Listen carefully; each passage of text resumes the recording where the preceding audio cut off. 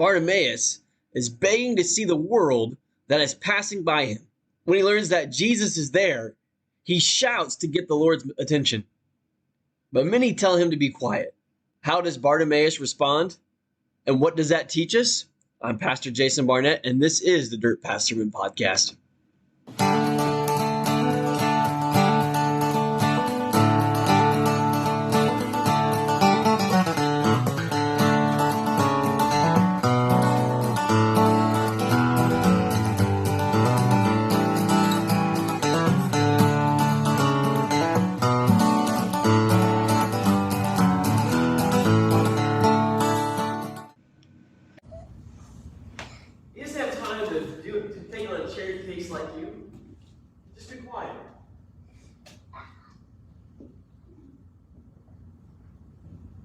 It's pretty obvious that Bartimaeus needs to get to Jesus.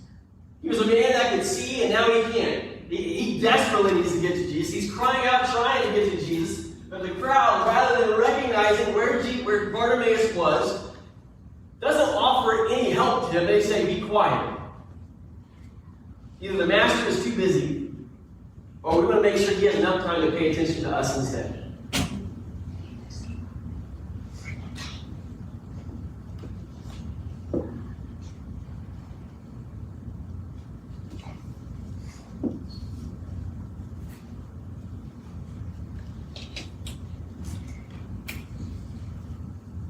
But what does Bartimaeus do?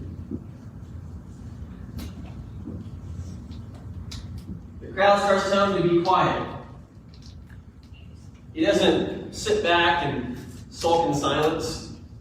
He doesn't pull out his phone and hand it to somebody else and say, hey, type this on Twitter for me. He starts shouting louder. Jesus, son of David, have mercy on me. The crowd's trying to silence him, and he shouts even louder, trying to get his voice to rise above theirs. He was one voice crying out through all the noise.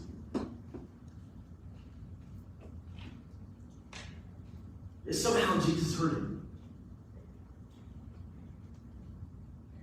Somehow, above all the noise, all the chaos, all the people that were in that crowd probably pressing up against Jesus, probably trying to get close to him, trying to get his attention, Jesus hears the voice of this blind beggar along the roadside who people are trying to silence. He hears him. The one voice gets the ear of heaven. And notice what Jesus does. Jesus stops. He hears Bartimaeus crying. He just stops where he's at. St. Jerome, he had this to say about it. He believes Jesus stopped intentionally. Because he knew Bartimaeus was blind. And if he had kept walking, and this blind man was trying to get to him, it would be an impossible task for Bartimaeus to do, wouldn't it? There's just the difficulty of him being blind, but that doesn't describe the terrain of a road that they're walking on. If it's like any government road, it's a disaster.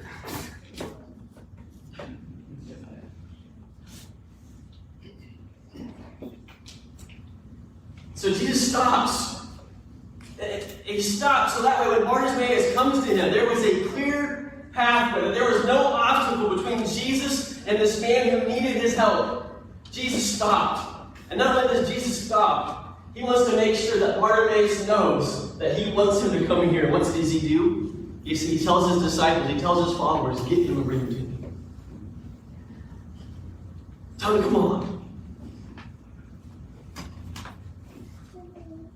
And luckily, not everybody in the crowd were mean and trying to silence Bartimaeus. Some of them come to him and they say to him, take heart, get up, he's calling you. Jesus heard you, he wants you to come to him. And how does Bartimaeus respond? He doesn't see, but he sees the opportunity. He sees it. He immediately gets up, tosses off his cloak. You realize how big of a deal for this beggar to toss his cloak was? That cloak was his life. Think about this roadside day after day, through all kinds of different weather. His only shelter was that cloak. At night, he didn't have anywhere to go to sleep and keep warm. It was that cloak that kept him warm.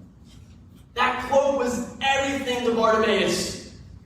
But the second he finds out Jesus saying, come here, what's he do? He goes aside, he goes. He leaves behind his cloak. He leaves behind the voices telling him to be quiet. He gets up immediately and goes to Jesus. Jesus, what does Jesus say to him? This is, to me, there are some funny questions in the Bible. This is one of them. What do you want me to do for you? Bartimaeus is blind.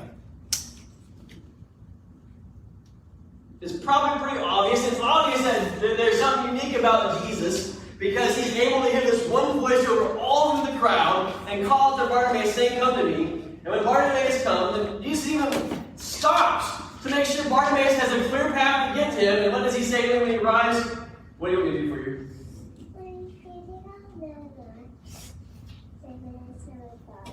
Now, Jesus doesn't waste words, okay? Jesus isn't being goofy here. He isn't being funny, even though it is funny to read.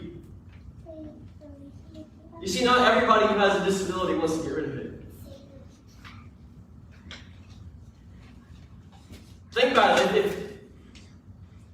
If you're a person who doesn't want to work, doesn't want to have to do anything to earn a living, that disability is a way out for you.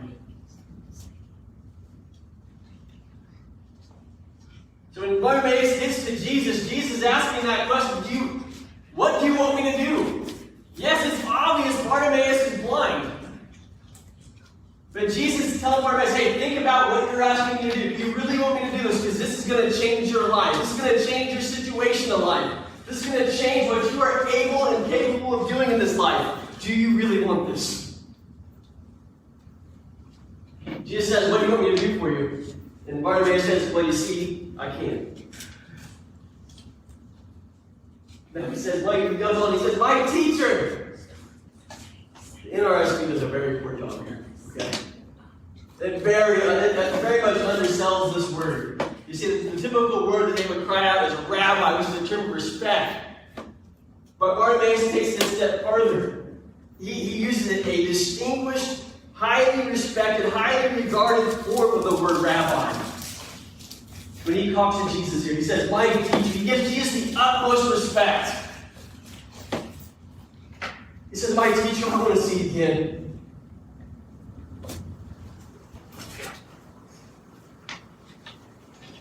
What does Jesus tell him? Go. Your faith has made you well. Amen. Bartimaeus had the faith to keep shouting when everybody told him to be quiet. And it was that faith that led to Jesus opening his eyes again. So how are you and I to respond when the crowd tries to silence us, to keep us from Jesus? We gotta be like Bartimaeus. We gotta cry out louder. It doesn't matter if where you're at, whether you or I, it doesn't matter if we're morally bankrupt. It doesn't matter if we're being controlled by our temptations. It doesn't matter if our entire life is falling apart. It doesn't even matter if it's falling apart because we pulled all the threads to make it fall apart. We recognize that we need Jesus. We need to be like Bartimaeus and cry out, Jesus, Son of David, have mercy on me.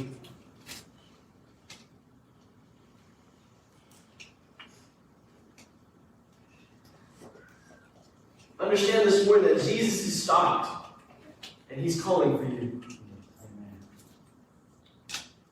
No matter what it is that you're carrying with you today. No matter what it is you think is that it's Jesus is too busy to hear that.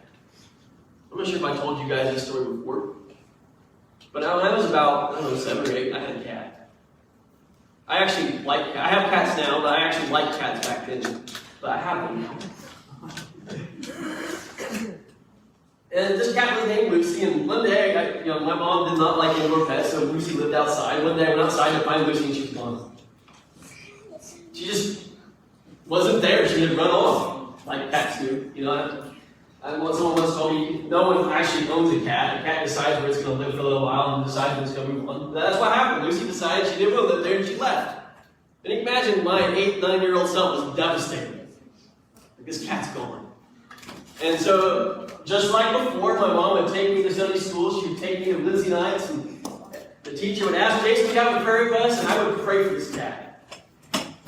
And he might live on the other side of town. And every night, we'd go across town, I'd pray, God, send my cat back. And it got to a point, like a month or two later, that my mom was like, I got to help Jason move on, right? He's got to come to grips with this loss in his cat.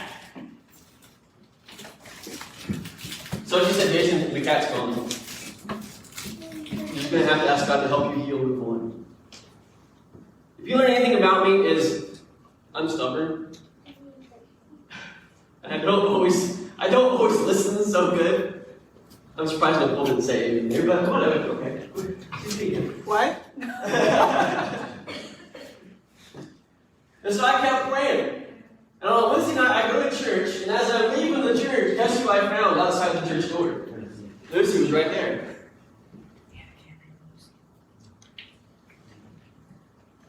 My mom to this day still laughs by the time she told me to quit praying, and God answered the prayer anyway.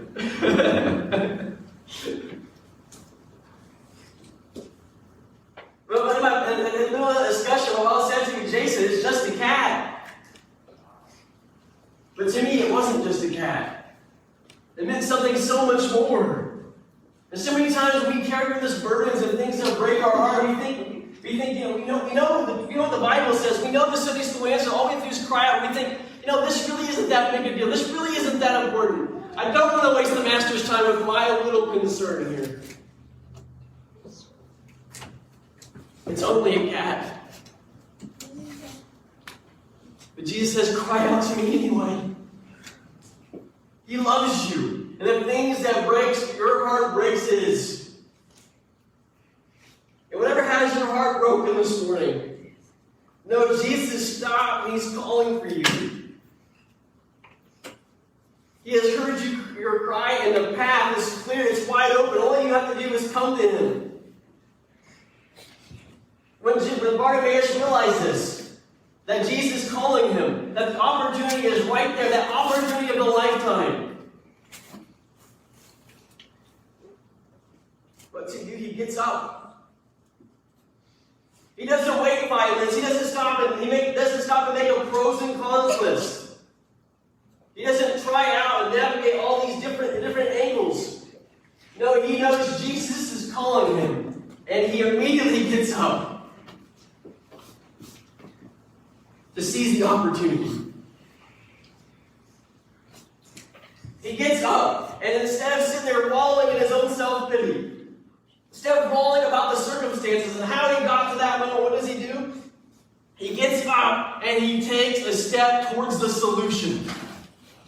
Jesus is the solution he's been waiting for. It all starts with him. And it's all going to end with him too. If we want to change our world, if we want to do something to change Greensburg Church Nazarene, it's going to start with us presenting Jesus to this lost and broken community. He will do the work. He will change hearts and minds. And in the process of doing it, in order to do that, Jesus is the solution to your heart and to your life. And he's here calling you this morning. And we have to respond in the same way as Bartimaeus.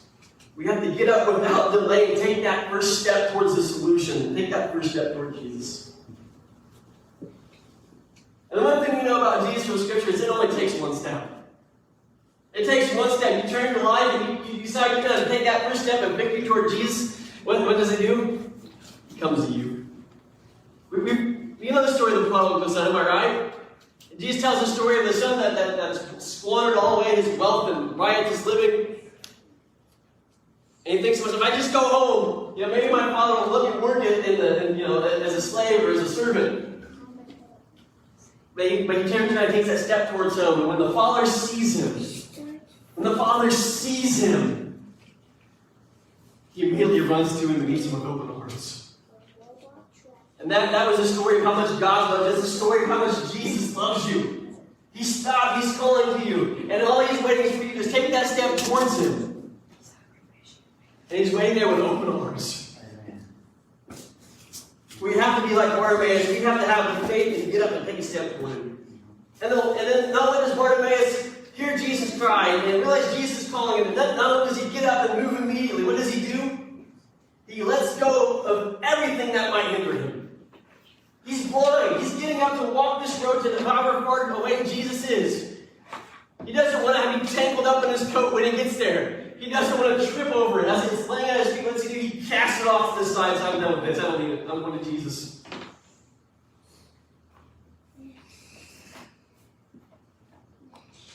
He casts off all those voices that are telling him, just be quiet. He doesn't have time for you. He's not interested in your situation of life. You got here on your own. You made this mistake. You're going to have to live with it. No, Bartimaeus doesn't listen to them. What does he do? He casts off everything that will hinder him, and he goes to Jesus. You see, when the voices in your own head, when the voices in your world are telling us Jesus doesn't care, don't bother bringing that into the church. There's nothing he can do for you because you made this mistake for yourself.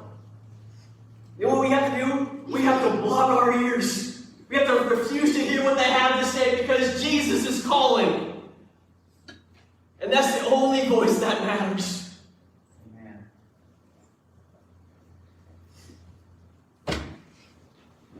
Because in Jesus, you will find freedom now. You'll find someone to help you lift that weight of that burden. You'll find someone to help you turn your life around. But we have to respond to Jesus' calling.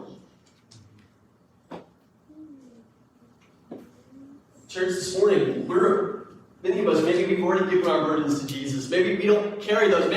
But we have to stop and ask ourselves, are we like the disciples who go and help people get to Jesus, or are we the ones that tell them to be quiet?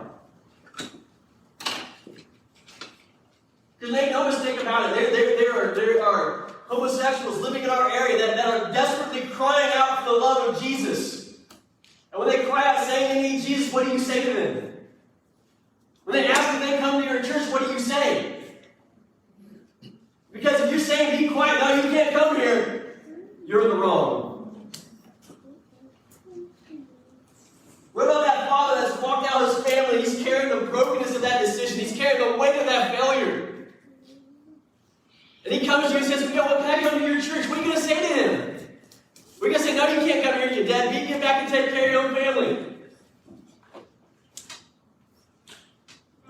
Are you going to say, come to Jesus? Because Jesus is calling. And all that mess that you made, he's got a broom big enough to help you clean it up.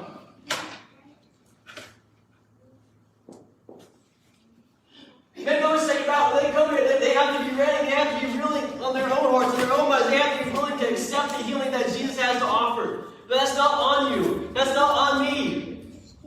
That's on them. But that's on us. Are we helping them get to Jesus? Are we guiding them to his presence? Because make no mistake, Jesus stopped. He has cleared the pathway. And it's up to you and I to get up and do what Jesus says and go get him and bring him here.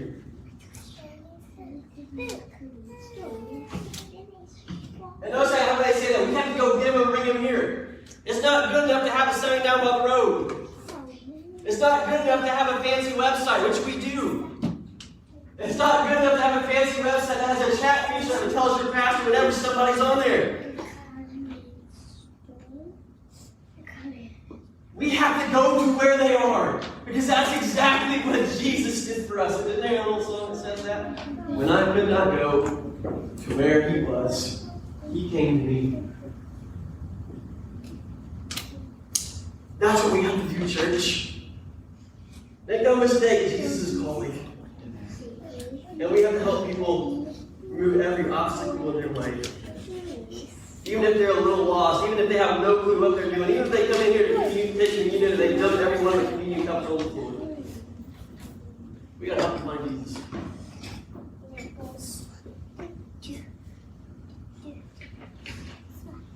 So my question to you, church, is this morning is, we know Jesus is calling. And if you been crying out to him about something in your life, something that's happening in your family, something that's happening at your job, if you've been crying out to him, understand this. Jesus has heard you, and he is calling you. Jesus has heard you, and he is calling you. But will you come to him?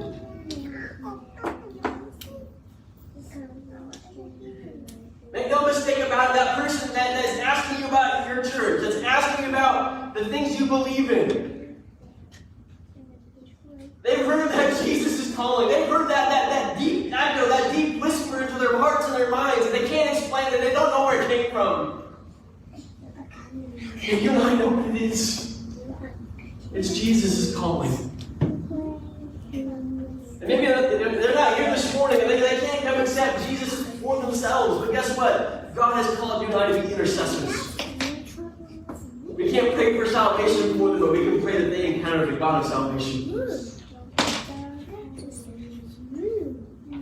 So this morning we're going to stand and sing this song together. And if you need to come and cry out to Jesus, know he's calling. He's saying, come forward. The pathway is clear. Come forward. If there's somebody that you've been talking to, somebody that the Lord's laying on your heart that you know is whispering, that he's been whispering and calling to them, as this song's praying, I know they're not here. I know they can't go for themselves, but maybe God's saying, I want you to go to where they are. And then this morning, come and tell God, I'm willing, send me. God, you want the words to say. So as this song plays, let's be mindful of God today. This message was recorded live at the Greensburg Church of the Nazarene, located at 31 Bluebird Lane in Greensburg, Kentucky. To learn more about us or to let us know that you are listening, visit www.gburgnaz.com. Special thanks to Buzzsprout for hosting this week's episode. If you want more from the Dirt Path, please like our Facebook page.